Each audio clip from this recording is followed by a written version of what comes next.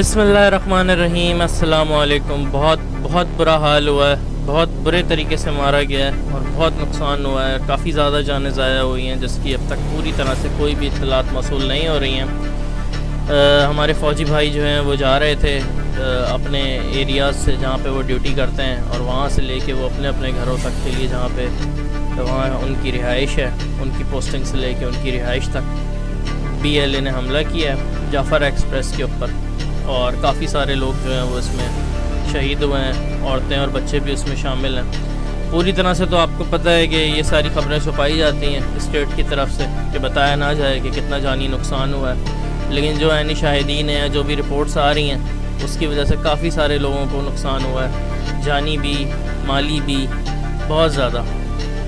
ये आप देख सकते हैं छिपा के रज़ाकार लगे हुए हैं काफ़ी ज़्यादा वहाँ पे बॉडीज़ को और इसके अलावा ज़ख्मियों को, औरतों को, बच्चों को लेके जा रहे हैं। ये इस वक्त अस्पताल की फ़ुटेज है जो हम देख रहे हैं। अस्पताल में भी इमरजेंसी नाफिज है। डॉक्टर्स जिनको छुट्टियाँ दी थी उनको बुला लिया गया है। पैरामेडिकल स्टाफ सारा मौजूद है।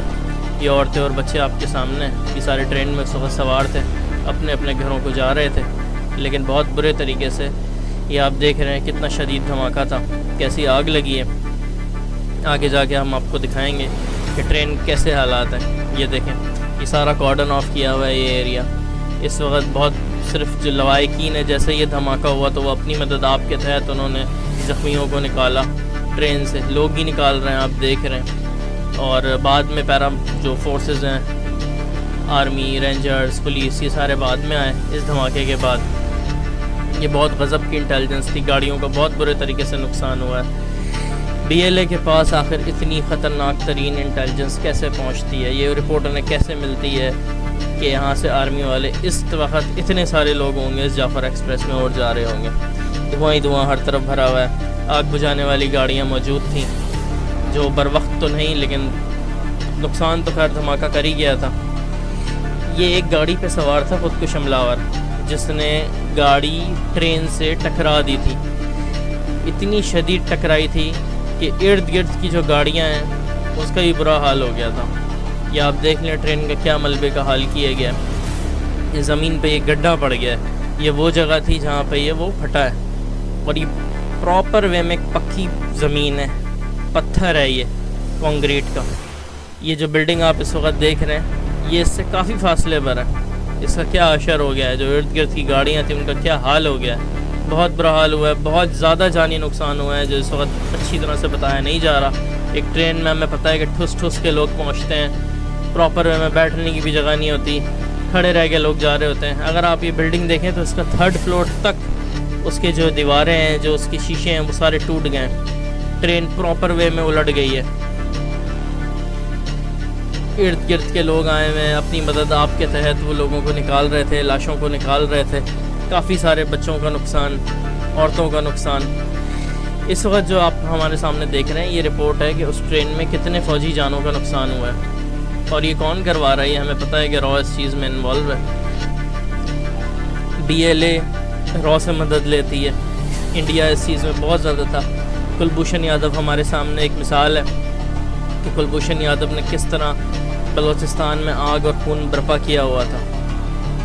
मोदी, इन सारी चीज़ों के पीछे ये आदमी इन्वॉल्व है। प्राइम मिनिस्टर ऑफ इंडिया, इसको शर्म नहीं आई कि इसने इतने मासूम लोगों की जानें ली हैं। ये वहाँ पे फंडिंग करते हैं BLA को, हथियार देते हैं, पैसा देते हैं, हिकमत अमली बताते हैं और काफ़ी सारे बलोच और अफ़गान भी इंसर्जेंसीज़ के लिए इंडिया में ट्रेनिंग लेते हैं। लेकिन रॉ अकेली में इन्वॉल्व नहीं है। मोसाद थी और मोसाद का अपना वहाँ पे काफ़ी सारे जो लोग हैं वो काम कर रहे थे। मोसाद वहाँ पे फंडिंग करती है, पैसे देती है। ये इस वक्त आपके सामने द जेरूशलम पोस्ट की, ये इसराइली न्यूज़पेपर है जेरूशलम पोस्ट। इन्होंने BLA का भी बताया था और इसके अलावा और भी उस चीज़ को कवर किया था, 2025 के धमाके को भी, 2026 को भी।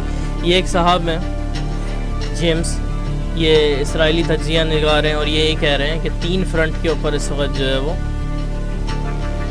पाकिस्तान आर्मी इन्वॉल्व है। ये शारी बलोच है। शारी बलोच के बारे में हमें पता था कि इसने जो कराची यूनिवर्सिटी में धमाका हुआ था, औरत थी इन्वॉल्व, इसने 2 चीनी शहरियों को मारा था। ये खुद को हमलावर थी। ये कमांडर थी। और इसी तरह से ये जो जाफ़र एक्सप्रेस का हमला हुआ है, उस बंदे की अब तक तो तस्वीर सामने नहीं आई है कि वो कौन था, लेकिन उसके बारे में यही बताया गया है कि वो मजीद ब्रिगेड से उसका ताल्लुक़ था।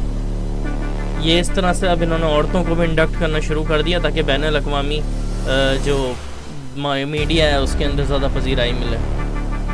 ये अपने बच्चों को छोड़ के गई थी ख़ुदकश हमला करना। ये इसकी पूरी फैमिली है जैसे वक्त हम देख रहे हैं। ये बाकी की और मज़ीद और 3 बलोच औरतें हैं जिनको जो ख़ुदकश हमले में या किसी और में इन्वॉल्व थी। ये महारंग बलोच हैं। महारंग बलोच के बारे में हमें पता है कि जो 2025 में जाफ़र एक्सप्रेस पर हमला हुआ था उसके बाद से इन्हें जेल में डाल दिया गया है। पॉलिटिकल रिप्रेजेंटेशन जो है वो तकरीबन ख़त्म हुई हुई है बलूचिस्तान की। वो लोग रिप्रेजेंटेशन नहीं होते किसी भी मुल्क के जो ज़बरदस्ती ला के बिठा दिए जाते हैं, जो फॉर्म 47 के ऊपर ला के बिठा दिए जाते हैं। इनको कब से जेल में डाला हुआ है, 1 साल होने वाला है इनको। बहुत बुरा हाल किया गया था BLA ने।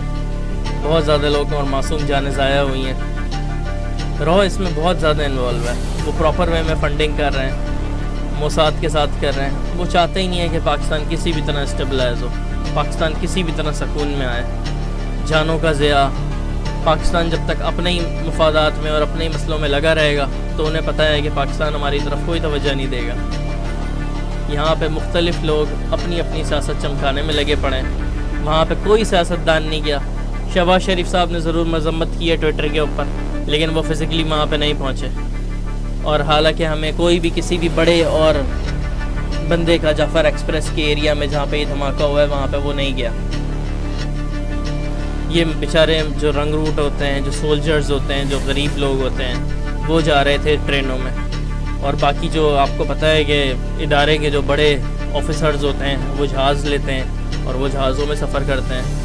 रंग रूटों से, सोल्जर्स से उनको अलग रखा जाता है। उनकी फैसिलिटीज़ अलग होती हैं, उनकी चीज़ें अलग होती हैं। यहाँ पे ये मासूम बच्चे, औरतें, इनको नुकसान हुआ है। सामान जो भी ट्रेन में लेके जा रहे थे वो तो सब जल गया, तबाह बर्बाद हो गया। लेकिन जिसकी भी जान अल्लाह ने बचाई, अल्लाह का एहसान है। अब आगे फर्दर इन्वेस्टिगेशन होगी कि ये धमाकेदार किस तरह से था, ये कौन था, ये कहाँ से आया था। BLA ने इसकी ज़िम्मेदारी कबूल कर ली है। वो ये कह चुके हैं कि हमने मारा है और हम आगे भी मारेंगे। हम आगे भी पाकिस्तान के ऊपर, पाकिस्तानी फ़ौज के ऊपर हम और भी ज़्यादा हमले करेंगे। रॉ, TTP, मोसाद, ये सारी बिल्कुल बहुत अच्छी तरह से इन्वॉल्व हैं बलूचिस्तान में हालात ख़राब करने के लिए। आग लगी हुई है, गाड़ियाँ, ये आप देख रहे हैं अपने सामने। कितना लोगों का, लाखों का नुकसान हुआ है। फायर ब्रिगेड का अमला उस वक्त देर से पहुंचा। देर से मुराद उनको आते आते टाइम लग गया और काफ़ी ज़्यादा जलने का नुकसान हो चुका था, गाड़ियाँ तबाह हो चुकी थी। मोसाद फंडिंग करता है, रॉ फंडिंग करती है। प्रैक्टिकली ये लोग ज़मीन पे नहीं उतरते। धुरंधर फिल्म की तरह नहीं होता कि कोई एजेंट आया हुआ है। इन्होंने ज़्यादा से ज़्यादा लोगों को पैसे दे के ख़रीदा हुआ होता है। हम सबको पता है कि पाकिस्तान एक गरीब मुल्क है, बहुत बुरे हालात से गुज़र रहा है माशी तौर पे। सियासतदान और जो इदारे के बड़े लोग हैं वो तो अय्याशियाँ कर रहे हैं, लेकिन पाकिस्तान की आवाम पिस रही है पेट्रोल में, महंगाई में। बिल्डिंग का बहुत बुरा हशर किया था इस धमाके ने। जो ऐनी शाहिदीन हैं वो ये बताते हैं कि हमें तो 1 मिनट के लिए लगा कि क़यामत आ गई थी, पूरी ट्रेन उलट गई।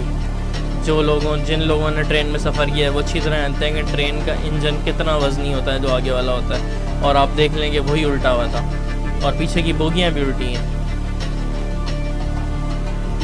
अब क्या होगा? अब CDRA निकाली जाएंगी, कॉल डेटा रिकॉर्ड निकाला जाएगा कि इनको कैसे पता चला कि इतने फ़ौजी जा रहे हैं। इस वक्त धमाका करने के ऊपर इनका बहुत फ़ायदा है, बहुत ज़्यादा लोग गुजरेंगे। ये किसी न किसी ने अंदर से रिपोर्ट दी है। रॉ बहुत हद तक इन्वॉल्व है, लेकिन इसमें सिर्फ़ और सिर्फ रॉ की इन्वॉल्वमेंट नहीं है, इसमें हमारी जो इंटेलिजेंस है उसकी नाकामी भी है, सीधी नाकामी है। कुलभूषण जैसे लोगों को पकड़ लेना काफ़ी नहीं होता। इसके अलावा भी बहुत सख्त नज़र रखनी होगी। जब एक हमला हो चुका था पिछले साल तो इतनी जल्दी गाफिल नहीं हो सकते थे। मोदी यही चाहता है कि पाकिस्तान अपनी ही आपसी मसाइल में फंसा रहे, अपने आपस के मसलों में ही लगा रहे। उसने आगे इलेक्शन जीतना है, आपको पता है कि वो इलेक्शन जीत कर आया है और हो सकता है कि आगे भी उसकी अभी तक पोजीशन कमज़ोर नहीं है। नेतन्याहू ने भी जो है वो काफ़ी हद तक अच्छी तरह से इलेक्शन को कवर किया हुआ है और उसके अलावा आगे भी उसका इम्कान है कि वो आगे भी प्राइम मिनिस्टर ऑफ इसराइल रहेगा। ये जेरूशलम पोस्ट है, जेरूशलम पोस्ट ने बहुत अच्छी तरह इस चीज़ को कवर किया कि शहबाज शरीफ ने जो है वो ट्वीट की है और इसके अलावा ये जो तज्जिया निकाल रहे हैं, कह रहे हैं कि 3 फ्रंट वॉर पाकिस्तान इस वक्त 3 फ्रंट वॉर लड़ रहा है। पहला फ्रंट इंडिया, दूसरा फ्रंट अफ़गानिस्तान, तीसरा BLA TTP, ये दोनों की दोनों पाकिस्तान की फ़ौज के ऊपर इस वक्त टूट पड़ी हैं। आपको पता ही है अगर कोई इदारा सियासत में मुदाखलत ना करे तो वो मुल्क बहुत ज़्यादा तरक्की करता है। इस तरह की औरतें इन्वॉल्व हो चुकी हैं अब खुदकुश हमले करने में। ये अब खुदकुश हमले करेंगी तो कहाँ जाएंगे? मर्दों की तो तलाशी ले ली जाती है, बहुत हद तक उनको रोक लिया जाता है, लेकिन औरतों, जहाँ पे भी औरत इन्वॉल्व होती हैं वहाँ पे एक बहुत इंटरनेशनल मीडिया उसको बहुत ज़बरदस्त कवरेज देता है, बहुत ज़्यादा उसको इम्पोर्टेंस होती है। और ये न्यूज़ इंटरनेशनल न्यूज़ बनी है जाफ़र एक्सप्रेस के बारे में। हमारी इंटेलिजेंस एजेंसियाँ, उनका ये बहुत बड़ा ये वो था, नुकसान था कि वो बचा नहीं सकी। इंटेलिजेंस फेलियर था मुकम्मल तौर पे। अब ये CDRs निकालेंगे, आगे डेटा रिकॉर्ड निकालेंगे। जब आप बलूचिस्तान से प्रॉपर वे में पॉलिटिकल रिप्रेजेंटेशन ख़त्म कर दोगे, महारंग बलोच जैसे, क्योंकि वो सख्त बात करते हैं, स्टेट के ख़िलाफ़ बात करते हैं, तो फिर तो मामला हल नहीं होंगे। महारंग अगर होती, आज़ाद होती, तो कुछ ना कुछ हो सकता था, लेकिन जो ऊपर बैठे हुए लोग हैं वो इस बात को नहीं समझते। वो कहते हैं बस जेल में डाल दो, जैसे इमरान खान साहब को डाल दिया, बस बात ख़त्म हो गई। जेल में डाल के कोई भी सियासी सोल्यूशन नहीं निकलता।